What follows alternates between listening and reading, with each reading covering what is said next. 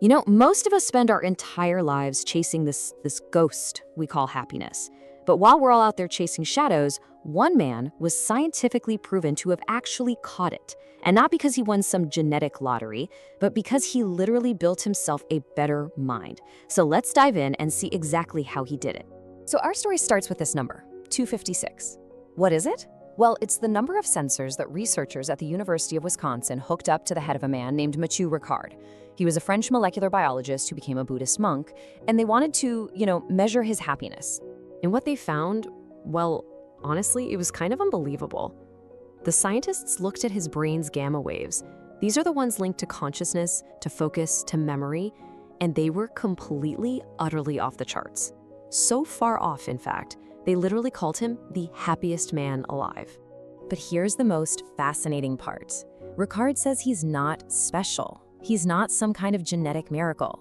He claims he's just an architect, someone who designed and built his mind for happiness, piece by piece. So let's take a look at his blueprints. Okay, so the very first piece of this whole structure, the foundation really, is a totally radical shift in how you see things. It all starts with understanding what your emotions actually are, and, maybe more importantly, what they are not. Ricard calls this the cloud illusion.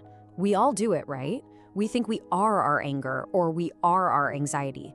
But get this, biologically, an emotion is just a little chemical surge that lasts for about 90 seconds. So why do we feel angry for days?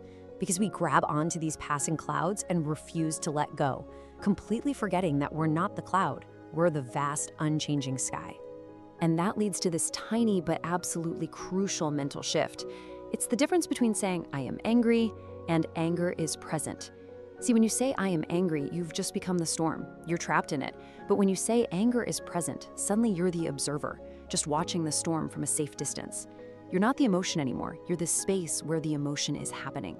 Okay, so this leads to a super powerful technique Ricard calls watching the monster. It's 3 simple steps. First, acknowledge it. Use that observer language. Okay, there's some anxiety here. Second, locate it. Where is it in your body physically? Is your jaw tight? Is there a knot in your stomach? And finally, investigate it. Just watch the physical sensation. Don't judge it, don't tell a story about it, just observe it. When you do this, you're literally starving the emotion of its fuel, your attention, and it just dissolves. Now for the next part of the blueprint. This is the emergency protocol for what to do when those negative emotions pop up, because they will. The Buddha had this great parable that just nails this concept. Imagine you get shot by a poisoned arrow. Are you gonna lie there and start a deep investigation?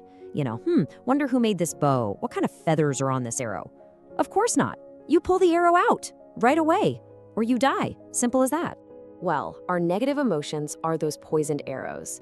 And yet, what do? We spend hours, days, just ruminating on the why. Why did they say that to me? Why does this always happen? It's a total mind trap designed to keep you stuck in the story of your pain. The solution? Stop asking why and start focusing on how. Don't analyze the arrow, just pull the arrow out.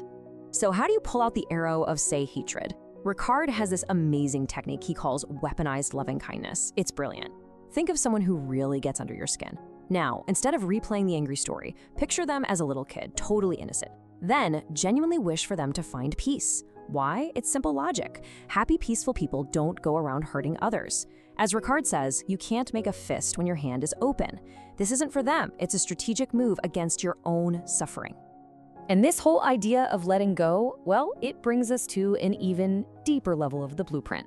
This part targets the ultimate source of pretty much all our suffering. Ricard says the main culprit is the ego, that little voice in your head, the story you tell yourself about who you are. We think of our self, our I, as this solid, real thing that we have to protect all the time. We build these huge walls around the story. I'm a good person, I'm a success, this is mine. But the truth is, this whole idea of a fixed self is super fragile, and life is constantly poking holes in it. And here it is, the big secret, the final reveal. That solid self, that ego you spend all your time and energy trying to protect. It's a ghost. It's just a story, a concept. It's not actually real. And when you really truly get that, everything changes. The fear just evaporates. I mean, think about it. If there's no solid, permanent self to be insulted, how can you even get offended? If there's no self to be a failure, what is there to be ashamed of? See, Ricard's secret isn't that he has more than us, it's that he has less. Less self to constantly worry about and defend. Okay, so now you have the secrets from one of the most resilient minds on the planet. But, just knowing this stuff is really just entertainment. So let's put it all together. Let's build your new mental architecture. Here it is, your blueprint.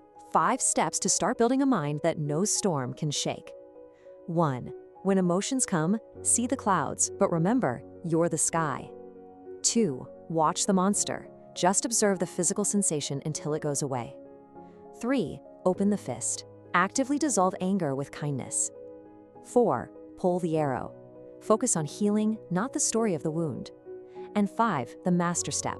Let go of the ghost. That fragile ego, it's not the real you. You are the architect. You've got the tools now.